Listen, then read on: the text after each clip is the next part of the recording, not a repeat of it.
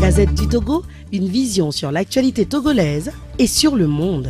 On reçoit l'invité annoncé, il s'agit du docteur Atiola. Docteur, encore une fois, bonjour. Bonjour, monsieur Josien Victime. Voilà, STT. Hourra. Voilà, ça veut dire quoi, Hourra? Non, c'est un slogan que les travailleurs ont su trouver pour essayer de mobiliser les travailleurs autour des vertus que prône la STT. Oui, et quelles sont ces vertus? Non, les vertus que prône la STT, c'est un travail bien fait, bien rémunéré, dans les conditions d'égalité, de chance pour tous et un climat social acceptable pour tous. Est-ce que c'est tout cela on rassemble pour parler de travail décent?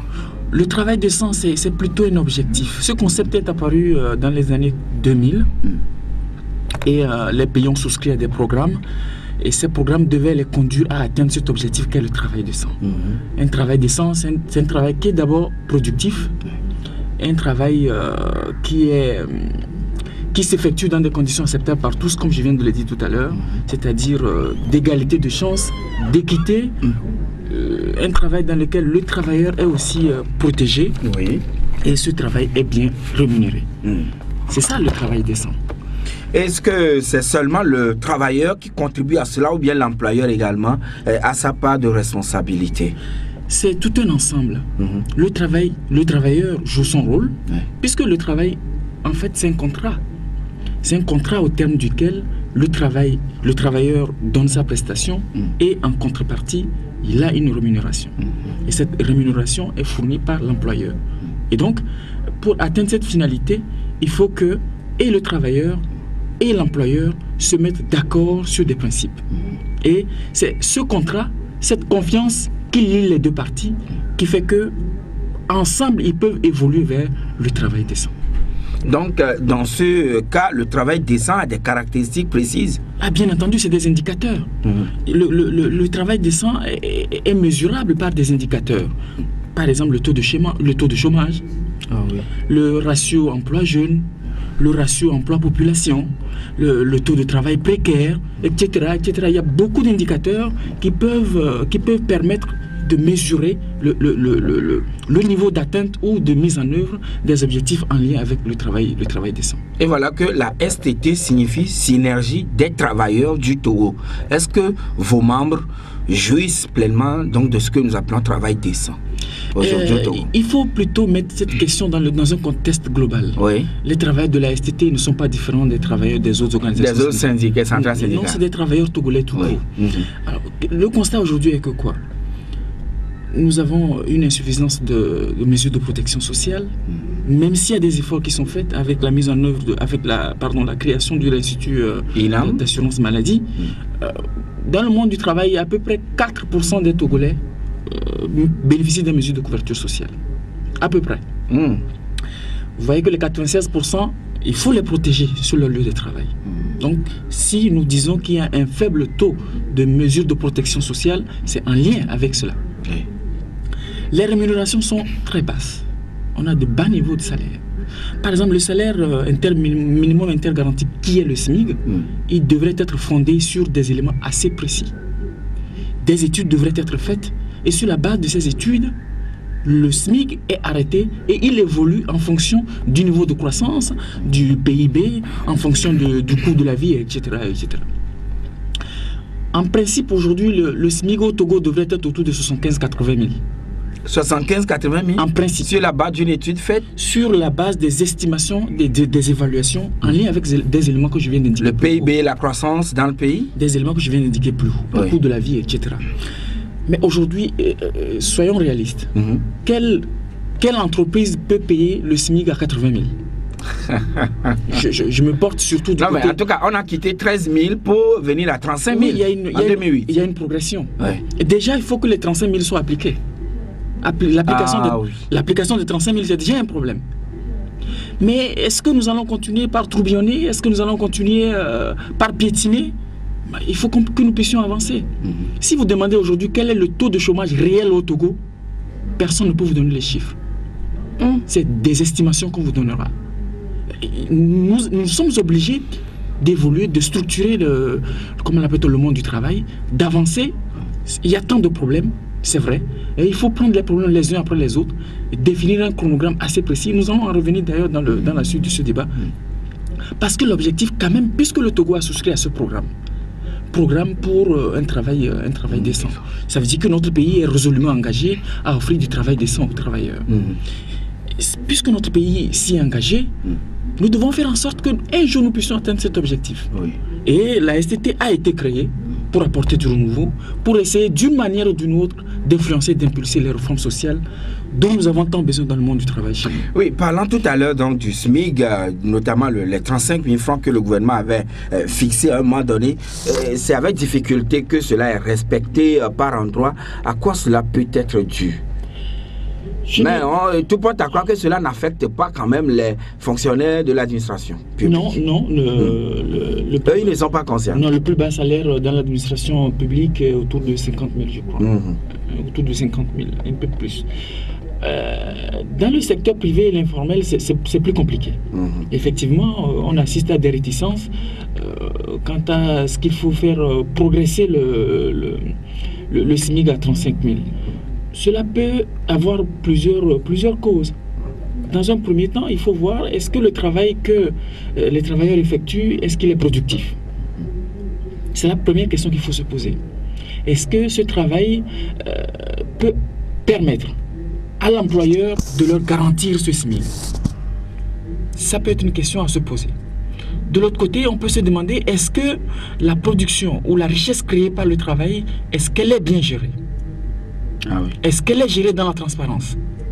Ça, c'est des questions qu'il faut se poser et je pense que c'est des pistes à explorer, surtout dans le secteur privé aujourd'hui, où vraiment des efforts doivent être faits pour que les travailleurs puissent être soulagés. Oui, maintenant, la STT est en train d'œuvrer aujourd'hui récemment pour que le gouvernement fasse encore davantage d'efforts. Mais est-ce que le gouvernement partage fondamentalement ce point de vue avec vous? Puisque vous avez évoqué tout à l'heure le PIB, le coût de la vie et également la croissance économique. Sinon, pour l'État togolais, le taux de croissance aujourd'hui n'est pas celui d'hier. Oui, du moment où les acteurs se mettent d'accord pour s'asseoir autour d'une table et discuter, je considère qu'il y a de la confiance. Parce que s'il n'y a pas la confiance, ce n'est pas la peine que nous nous asseyions autour de la même table. Disons que c'est la condition sine qua non. Si nous nous faisons confiance, nous pouvons nous asseoir et parler de nos problèmes communs et voir comment nous pouvons faire pour avancer ensemble. Alors, du moment où le dialogue est là, le dialogue social, il est là. Nous participons à beaucoup de rencontres. Mais ce que nous déplorons, c'est que ces rencontres ne prospèrent pas. Ces discussions ne se matérialisent pas par des actes pris qui vont influencer la vie et les conditions de travail des travailleurs. C'est là que se situe le nœud du problème.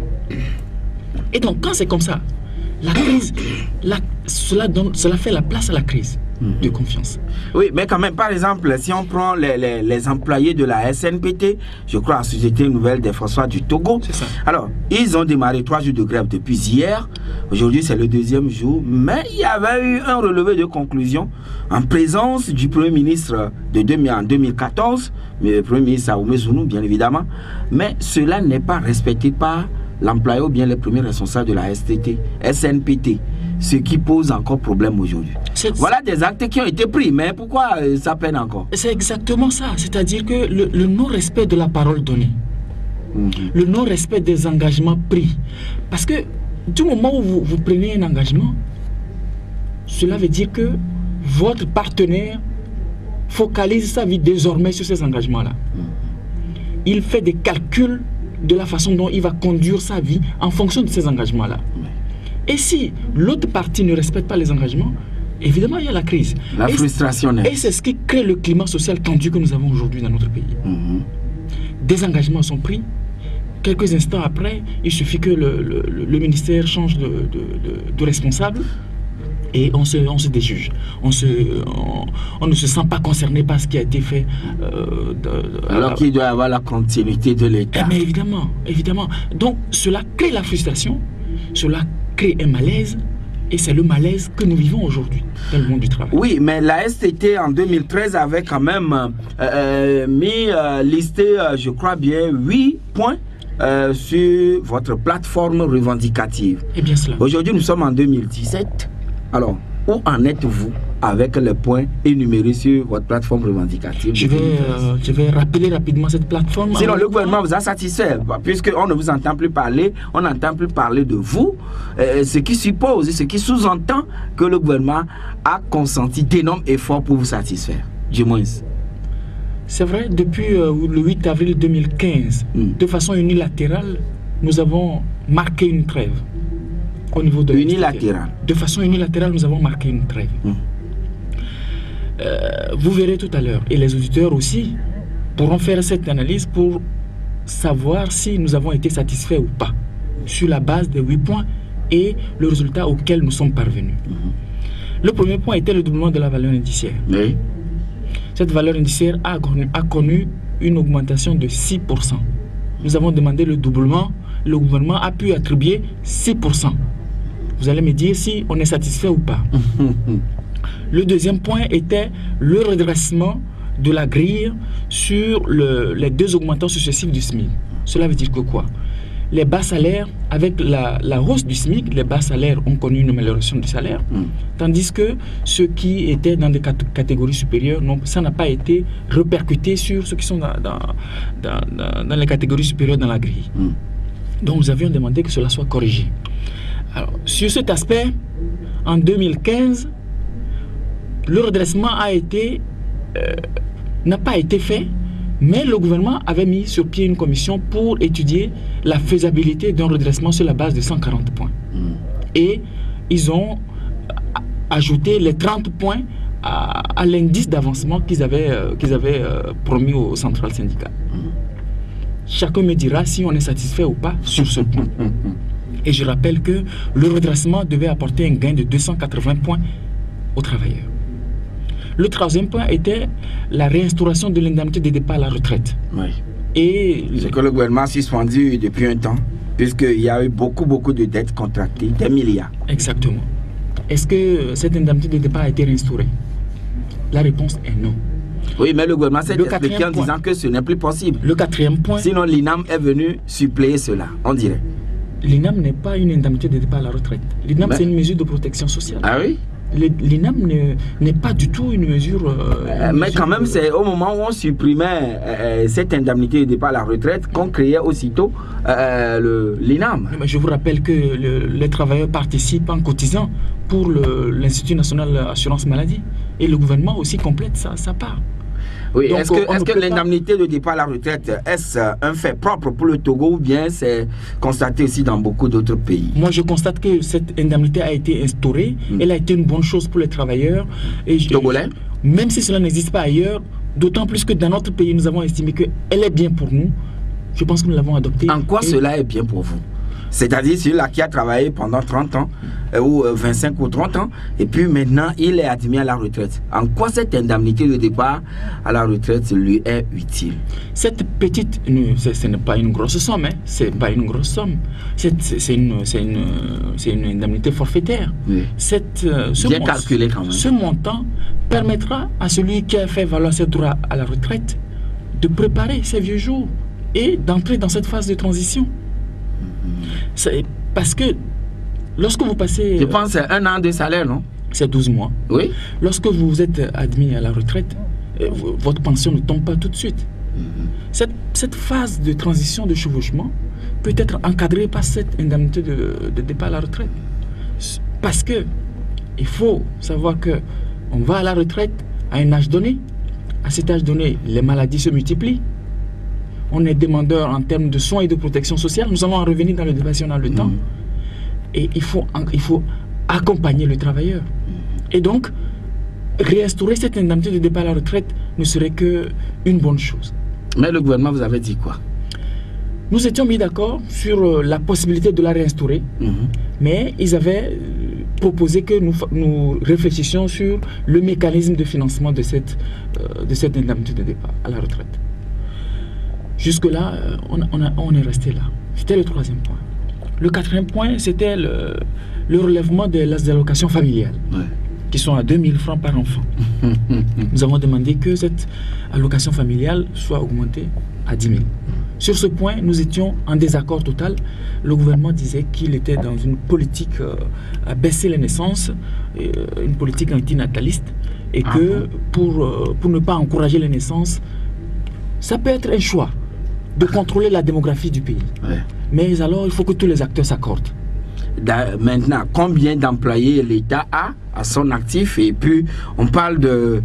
il faut limiter les naissances. C'est-à-dire, sur les 6 millions, par exemple, on n'a que 53 000 employés ou bien fonctionnaires. C'est une belle question. C'est une belle question auquel... en tout cas, réfléchir. Même si on ajoute l'armée, ça ne dépasse pas 60 000 quand même. Hein. Ouais, on n'est pas loin de 100 000 quand même. On n'est pas loin de 100 000. On ne va pas donner les chiffres. Mais est-il que c'est un choix? Ça reste un choix comment l'appelle-t-on, de l'exécutif. Ça reste un choix, mais il faut que les acteurs se mettent d'accord là-dessus. Oui. Que le pays veut évoluer, nous voulons contrôler notre démographie, parce qu'effectivement, ça peut être un facteur sur lequel on peut agir pour impulser un certain nombre de réformes, pour que le pays puisse avancer, pour que le pays puisse aller de l'avant. Mais il faut que nous puissions nous mettre d'accord. Qu'on se dise que ça, nous choisissons une politique antinataliste. Et nous nous donnons les moyens pour y parvenir. En tout cas, les députés de la CEDEAO l'avaient signifié à Roch Marc Christian Kaboré, disant que dans l'espace CEDEAO, il faut maintenant limiter les nombres de naissances. Peu après, le président de l'Assemblée nationale du Burkina Faso a rendu l'âme, paix à son âme. Mais c'était une idée aussi portée par Emmanuel Macron, qui d'ailleurs n'a pas d'enfant, lui. C'est beaucoup plus complexe. Emmanuel Macron est dans une logique, dans une idéologie bien particulière. Oui. Les Africains peuvent concevoir leur modèle de croissance et leur modèle de développement. Nous n'avons pas besoin d'inventer des choses. Nous regardons un peu les modèles asiatiques, les modèles européens, et nous essayons d'adapter ça à nos réalités. Ça nous permettra d'avancer. J'en étais au 4e point. Le 5e point, c'était les allocations familiales qui avaient connu beaucoup de mois d'arriérés pour les agents permanents. Il fallait liquider ces arriérés-là. Ce sont 6 mois d'arriérés. Je sais que sur ce point également des efforts ont été consentis. Le 6e point... Autrement dit, il n'y a plus trop de problèmes à ce niveau.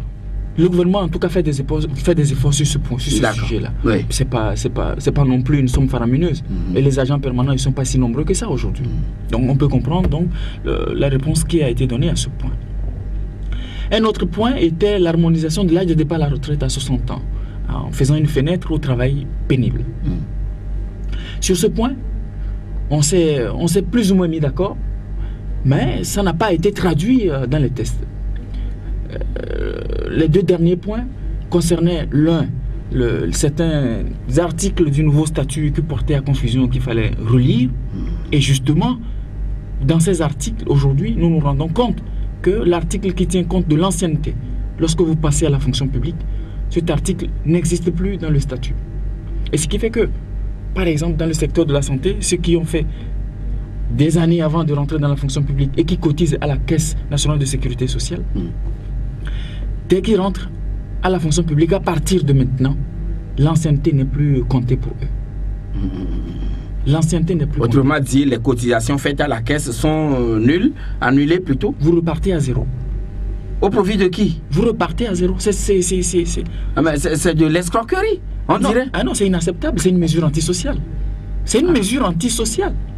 Évidemment, ça ne répond pas du tout. À supposer qu'aujourd'hui, moi, je suis dans le secteur privé. Maintenant, je travaille jusqu'à un temps donné. On fait des cotisations à la CNSS. Maintenant, je suis dans la fonction, je mute vers la fonction publique. Alors, tout ce qui avait été cotisé serait annulé. Je reviens à zéro. Oui, le ministre du Travail et de la fonction publique explique en disant que ceux qui travaillent dans les structures étatiques, ceux qui, avant l'adoption du statut général de la fonction publique, travaillaient dans les structures étatiques, ils ont bénéficié de l'expérience professionnelle produite ou offerte par les structures publiques. Et donc, ils ne peuvent plus revendre leurs nouvelles compétences à l'État. Et sur cette base, il n'est pas possible qu'on puisse leur octroyer l'ancienneté. Donc, ceux qui ont peut-être réussi à des concours pour être dans la fonction publique, ou ceux qui sont passés par le mendefréisme ou bien le non-vignéisme, et puis c'est eux qui vont justement bénéficier de tous ces avantages. Il continue en disant que c'est seulement ceux qui viennent du secteur privé, puisqu'ils ont acquis leur expérience professionnelle dans le secteur privé, ils peuvent vendre leur expérience à l'État. Mais comment cette mesure est appliquée dans un secteur aussi sensible comme la santé? Vous voyez un peu comment les structures privées sont chez nous. Oui. Comment cette mesure est applicable dans un secteur aussi sensible que la santé? Et toutes ces informations, vous les avez portées à la connaissance donc de vos syndiqués le vendredi dernier. Ceux-ci ont haussé le ton, ils ont dit beaucoup de choses. Qu'est-ce que vous avez pu retenir donc de ce que vos syndiqués ont porté à votre connaissance la dernière fois? On va arriver tout de suite, mais on marque la pause. Nous y sommes, retour donc en studio avec notre invité, professeur Atiwala, qui est le coordonnateur adjoint de la synergie des travailleurs du Togo. Alors tout à l'heure, je disais, vous étiez en assemblée générale vendredi dernier. Quel est le message que vous aviez porté à la connaissance de vos syndiqués, de vos membres? Nous avons pu nous entretenir avec l'ensemble des travailleurs qui étaient avec nous et nous avons expliqué toutes les démarches qui ont été faites jusqu'à ce jour et nous avons tous constaté qu'il n'y a pas d'évolution. Les lignes n'ont pas bien bougé? Les lignes n'ont pas du tout bougé. Même si les discussions continuent, je disais tout à l'heure que ces discussions ne prospèrent pas, elles n'aboutissent pas sur une mesure concrète capable d'influencer la vie et les conditions de travail. Mais quand même, la SCT est dominée en grande partie par les enseignants et les praticiens hospitaliers. Mais les praticiens hospitaliers, depuis, je dirais, 2-3 ans, il y a eu une accalmie qu'on constate là-bas. Finalement, vous avez été satisfait? En fait... Sinon, ce sont les enseignants qui haussent toujours le ton ces derniers temps. Les problèmes du monde du travail sont communs. Que vous soyez enseignant, que vous soyez agent de santé, que vous releviez de l'administration générale, les problèmes des agents de l'État sont les mêmes. Même si on se projette dans le secteur informel et privé, ces problèmes se répètent. Ils sont les mêmes. C'est un problème d'équipement, c'est un problème de vétusté des infrastructures, c'est un problème de bas salaire, c'est un problème de frustration, de démotivation qui conduit aujourd'hui de façon irrémédiable à des malaises, à des maladies. Et finalement, le travail est perçu comme la corvée. Et les gens finissent par s'épuiser et s'éteindre. C'est ça le tableau, c'est ça le constat aujourd'hui. Mais si tel est le cas, est-ce que les gens seront encore productifs et donner le meilleur d'eux-mêmes? Évidemment non. Lorsque le travail devient une corvée, tout est mal barré. Mais le gouvernement aussi vous accuse qu'aujourd'hui c'est le laisser aller, l'abandon et puis l'indifférence, l'insouciance même qui caractérise vos actions sur le terrain. Ce diagnostic est exact. Il n'est pas faux. Parce que si nous voulons avancer, il faut que nous disions la vérité. Alors, puisque c'est ainsi, quelles en sont les causes? Est-ce que les gouvernants se sont demandé quelles sont les causes? Parce que le mal, si on veut le traiter de façon efficace, il faut s'attaquer à la cause. Qu'il vous souvienne que dans le secteur de l'éducation, le chef de l'État avait annoncé en 2013 les assises. Oui. Pareil dans le secteur de la santé. Est-ce que ces assises, jusqu'à ce jour, ont pu se tenir? Ces assises auraient pu être une belle occasion au cours de laquelle tous les acteurs concernés se parlent. Oui, mais pour les enseignants, il y a eu quand même un groupe de travail, disons un cadre dans lequel beaucoup d'acteurs impliqués ou concernés se sont retrouvés et jusqu'à aujourd'hui, on a trouvé le statut, cela a accouché d'un statut particulier. Et les enseignants, ils sont satisfaits? Ils ont encore déposé un préavis de grève. Mais voilà, c'est un indicateur. C'est un indicateur que les problèmes ne sont pas résolus à la racine. Il faut s'attaquer aux causes encore une fois. Parce que les mêmes causes produisent les mêmes effets. Si on ne s'attaque pas à la cause, vous voulez traiter une maladie, vous ne traitez pas la cause, vous traitez ses symptômes, vous n'avez rien fait. Le malade finira tôt ou tard par s'éteindre. Et donc, les problèmes qu'on connaît dans le monde du travail, je dis qu'ils sont communs. Qu'on soit enseignant, qu'on soit agent de santé, qu'on relève de l'administration générale, les salaires sont bas, les conditions de travail ne sont pas bonnes. Aujourd'hui, le climat social n'est pas bon pour nous.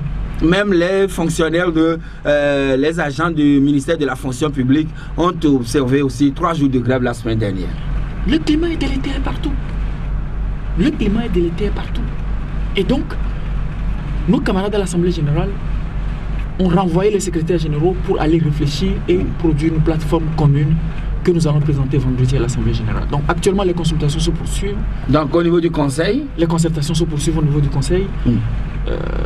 Il y aura une plateforme commune et cette plateforme commune comportera une partie ou un volet revendication commune et un volet revendication sectorielle. Et le gouvernement est-il obligé de vous satisfaire dans un délai relativement court, ou bien ce serait aussi des propositions pour le long terme? Je pense qu'actuellement nous sommes dans une dynamique avec la STT et ce mouvement de la STT qui démarre. Nous sommes dans une dynamique. C'est une nouvelle approche. Il y a des problèmes qu'il faut régler dans les médias. Il y a des problèmes auxquels nous sommes obligés de nous attaquer dans les médias. Et dans le court et long terme, il y a également des problèmes qui peuvent être résolus. Je ne vais pas dévoiler ça sur... Si on vous comprend très bien, y a-t-il menace de grève qui, de manière générale, qui plane encore sur l'administration publique dans les jours à venir? Si je dis le contraire, cela relève d'une mauvaise foi. Si vous dites le contraire, cela relève d'une mauvaise foi. Eu égard à la lecture que j'ai faite le vendredi, je pense que dans les prochains jours, nous connaîtrons... Oui, mais quand même, le gouvernement dit qu'il est disposé à tout moment à prendre langue avec vous et puis trouver autour des tables de discussion des solutions idoines aux problèmes spécifiques. Je vais plus loin en vous disant que nous discutons tous les jours, mais ce sont des discussions qui ne prospèrent pas. Ce sont des discussions qui ne se matérialisent pas par des points concrets. Je l'ai dit, je l'ai répété au cours de cette émission. Oui, docteur Achiwala, vous êtes aujourd'hui professeur. Merci, félicitations. Vous êtes agent de santé. Est-ce que la méthode contraceptuelle, non, pas méthode contraceptuelle, mais la contractualisation, est-ce que cela est en train de porter déjà ses fruits? En réalité, c'est pas à moi de répondre à cette question. Le ministre de la Santé qui a initié cette réforme est le mieux placé pour répondre à cette question. Dans tous les cas, c'est une réforme qui est faite sans que nous soyons associés, de façon orthodoxe. Le SYNFOT n'a pas été associé de façon orthodoxe à cette réforme qui a été conduite dans le secteur de la santé. Néanmoins, nous avons donné notre quitus. Nous avons dit que nous accompagnons cette réforme. Si elle est la panacée, nous allons applaudir. Mais le CHU n'a toujours pas trouvé de preneur. Je pense que non, jusqu'à ce jour. Nous attendons donc de faire l'évaluation, l'essai à la fin des 6 mois pour voir quel est le résultat. 22 21 80 99 92 02 80 63, messieurs, dames. Notre invité ce matin, c'est un des premiers responsables de la synergie des travailleurs du Togo, et vous avez une question à lui poser par rapport à ce dont nous sommes en train de débattre. Vous êtes le bienvenu. On prend le premier intervenant qui est en ligne avec nous. Allô? Allô, oui. Oui, bonjour cher ami, parlez un peu plus fort. C'est Blaise. Blaise, la question? Non.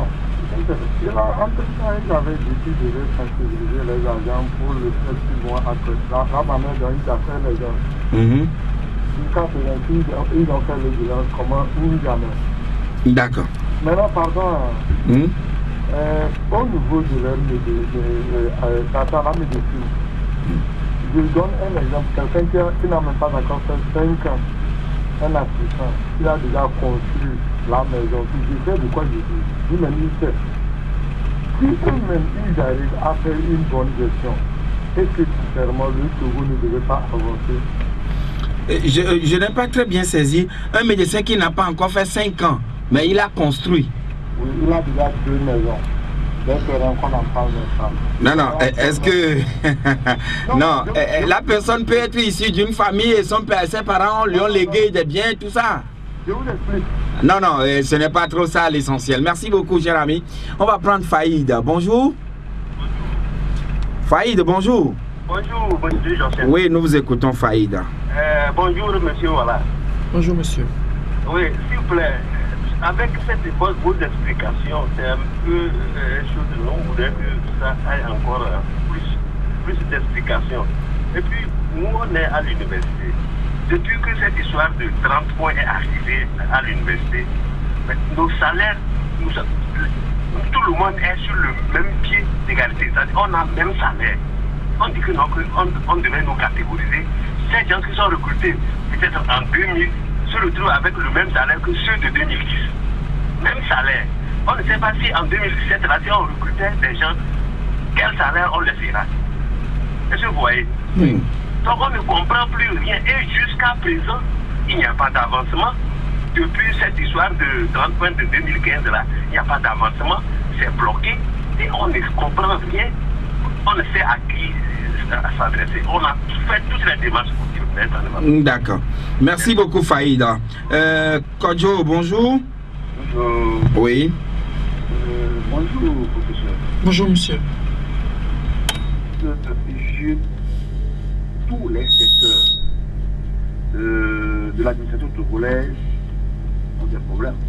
Est-ce que vous pensez-vous à des états généraux? Parce que moi, j'ai constaté que depuis l'indépendance, il n'y a pas une réforme administrative en tant que telle. Nous sommes toujours restés dans les dynamiques de l'administration coloniale et après quelques modifications autres. Donc, pensez-vous avoir des réformes administratives ou des assises? D'accord, bien noté. Mon deuxième préoccupation, très rapidement. Oui, bon, donc, je sais que vous n'êtes bon, en tant que coordinateur adjoint, j'ai un problème que je voudrais vous soumettre. Comment pouvons-nous résoudre ce problème? Nous sommes affiliés à la NUGEC et nous sommes admis à la retraite. Et on doit avoir une allocation à la retraite. Depuis 2014, c'est quelques-uns qui en ont eu, mais depuis 2015, 2016, 2017, ceux qui sont partis à la retraite n'ont jamais eu cette allocation à la retraite. Qu'est-ce que nous allons faire concrètement? D'accord. Bien noté pour vous, Monsieur Kodjo. Notre invité tentera de vous apporter des éclairages. Monsieur Gado? Bonjour, monsieur Docteur. Oui, vous êtes le dernier intervenant. Nous vous écoutons. Bonjour, professeur. Bonjour, monsieur. Mais je crois que votre tutelle, c'est un médecin. Je crois que ce n'est pas un enseignant, ni un commerçant, ni un financier. Mais il doit s'impliquer davantage dans vos problèmes. Et pourquoi il ne fait rien jusqu'à plus tard? Il n'est pas médecin, il ne comprend pas vos souffrances. Merci, bonne journée. Mais de toute façon, le professeur Wala n'est pas ici au nom de Saint-Fort, mais il est ici au nom de la STT. Là, c'est les travailleurs dans leur globalité. Il faut le comprendre de cette manière. Allô? Alors, bonjour, monsieur, c'est votre avis. Ah oui, d'accord. Voilà, les techniciens vous ont permis d'être en ligne. Voilà, nous écoutons comme la vie. Oui, j'aimerais saluer l'invité ce matin. Bonjour, monsieur. Oui. Moi, ma situation, c'est que je voulais parler de la conscience professionnelle des agents de santé. Bon, on sait qu'il y a des problèmes. Et le gouvernement aussi reconnaît vraiment qu'il y a des problèmes et qu'il y a des moyens pour ces problèmes. Mais au niveau de l'agent de santé, lorsqu'on arrive à l'hôpital, vraiment, l'accueil et le traitement qui font là-bas vraiment est beaucoup à déplorer. Je voudrais savoir, est-ce qu'ils ne peuvent pas travailler aussi sur la conscience professionnelle de leurs camarades? J'aimerais savoir eux tous. Mais lorsqu'on prend depuis même le cas de malade jusqu'au docteur, il y a d'autres types, pas mal de patients qui arrivent. C'est un problème. Et à leur niveau, ils ne peuvent pas aussi faire quelque chose en attendant la résolution du problème par l'État. Voilà. Merci beaucoup, monsieur Komlavi. Docteur, professeur Atiwala, la conscience professionnelle semble vous avoir déserté? Oui, c'est une belle question. Cela interpelle nous tous. Hein. Même si ce problème est général dans l'administration, c'est pas seulement dans le secteur de la santé. L'année dernière, nous avons fait une campagne pour le sourire. Oui. Pour essayer de... Et un auditeur, le premier d'ailleurs, l'a dit.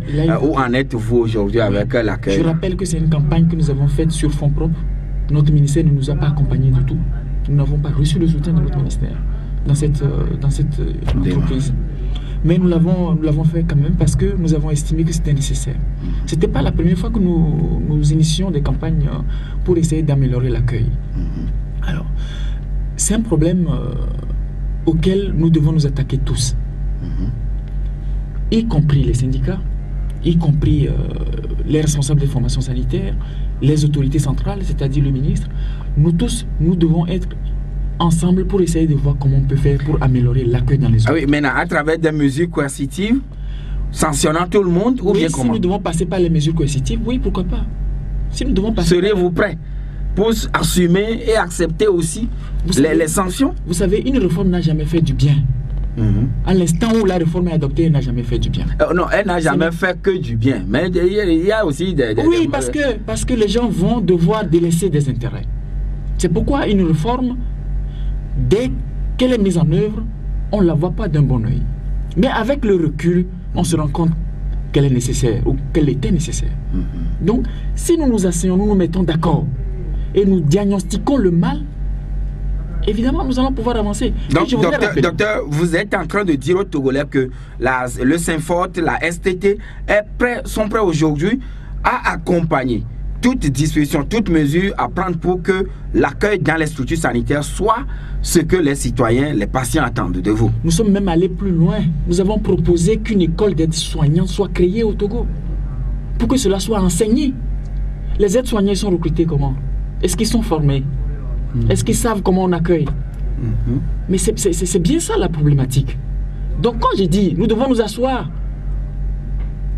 pour discuter et voir ce qu'il faut faire, c'est plus loin qu'une simple assise. Donc les assises nationales sont incontournables. Bien entendu, on revient toujours au même point de départ. Monsieur Faïd a trouvé tout à l'heure que vous devrez leur fournir plus d'explications par rapport au point. Et lui, il a cité notamment les 30 points qui ont été retenus en 2015. Et depuis là, au niveau de l'université, les gens qui sont recrutés cette année ont le même salaire que ceux qui sont retenus peut-être en 2010. Alors, pas d'avancement. Qu'est-ce qui se passe? Je ne sais pas de quel corps il appartient. Peut-être qu'en sachant de quel corps il appartient, ça va être plus... je ne sais pas s'il est du personnel technique, s'il est du personnel d'appui, parce qu'à l'université, c'est plusieurs corps quand même. Il y a le corps enseignant qui est sous un régime, il y a le personnel technique et administratif qui est sous un autre régime, et il y a le personnel d'appui qui est également sous un régime particulier. Donc, il faut qu'on sache un peu de quel corps il appartient, mais ce n'est pas normal. Mais tout ça, quand même, c'est un malaise, un feu qui couvre. Bien entendu, je ne pense pas que ce soit normal que les gens ne connaissent pas d'avancement. De 2010 à 2017, si j'ai bien compris ce qu'il a dit, les gens ont le même salaire, ça n'a jamais évolué. Ça veut dire que le principe même de l'avancement n'est pas encore admis. Mais apparemment, tous les secteurs se portent très mal. Doit-on aller aux états généraux? Je rappelle qu'il y a eu déjà les états généraux de l'administration publique en 2009, qui a débouché sur des recommandations. Et beaucoup de ces recommandations ne sont pas mises en œuvre aujourd'hui.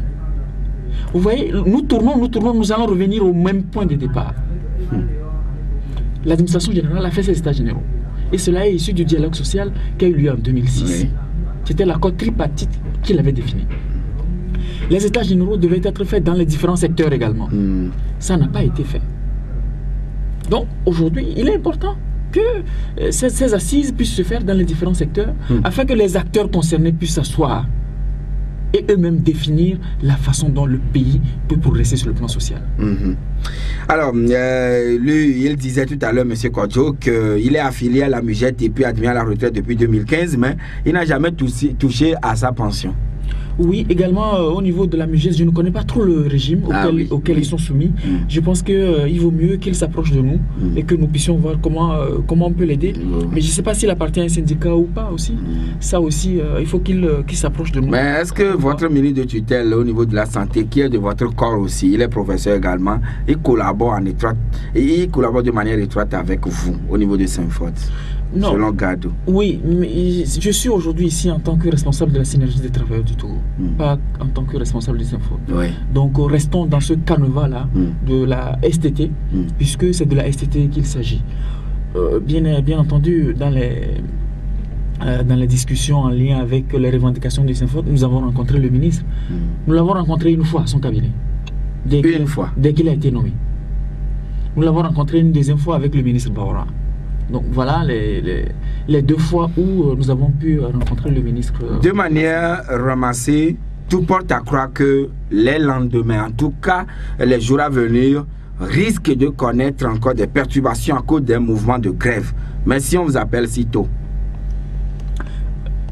Nous n'avons jamais fermé la porte aux discussions. Nous n'avons jamais interdit. Donc la STT est disposée à discuter avec le gouvernement. Il faut que cette discussion soit prospère, il faut qu'elle aboutisse sur des points concrets. Oui, vous êtes Togolais et nous bouclons avec cette petite question. Et vous, en tant que Togolais, vous allez donner votre point de vue.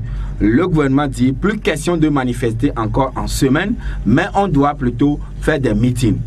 Vous êtes Togolais, vous suivez tout ce qui se passe dans le pays. Je pense que c'est une restriction de la liberté publique.